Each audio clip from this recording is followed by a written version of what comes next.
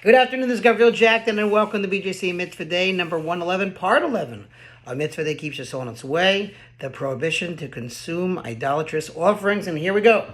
The Chinuch continues his discussion of the laws of the mitzvah by briefly listing numerous additional points. There are many additional details of this mitzvah, including, for example, the law of who renders nesech wine prohibited even for benefit by touching it, and who renders it prohibited only for drinking. Also, the law defining at what point juice pressed from grapes is considered to be wine, so that it can be rendered prohibited as nesech wine. Also, the laws regarding cases of direct contact with wine by an idolater, and the difference whether it was done intentionally or unintentionally.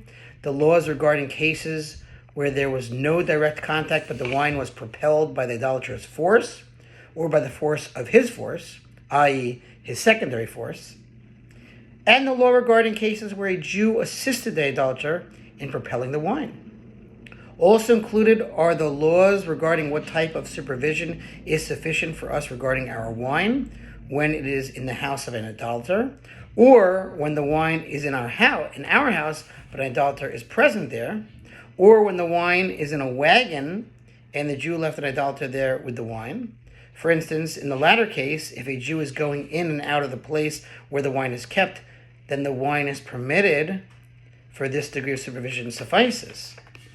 Also included are the laws pertaining to the prohibition imposed on us concerning the use of idolatrous wine's vessels for storing kosher wine, due to those vessels having absorbed non-kosher wine, and the laws of how to purify those vessels for kosher use via the various methods of removing non-kosher absorption. Also, the many details transmitted to us by the sages concerning the related prohibition of using their cooking utensils that absorb the flavor of the non-kosher food cooked in them, which is the topic called the emissions of utensils of idolaters. Right? The Chinuch mentions another subject that is not technically included in this mitzvah, but is conceptually related to it. And related to this topic are the laws that distance us from all forms of repulsive behavior and teach us not to abominate ourselves with matters that are conceptually associated with these repulsive things, i.e. avodah zarah of substances. For instance, that which the sages of blessed memory have stated in Makos, they are not to eat or drink from repulsive vessels, such as receptacles for urine or feces, or a bloodletter's tube, because this matter is a means of abominating oneself.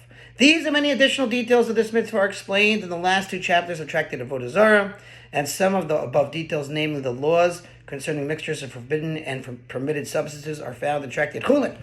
I think, God willing, we will be able to conclude this mitzvah tomorrow. Thanks for listening to Response Feature Mitzvah 36, 100 of the Gold, and we'll see you tomorrow.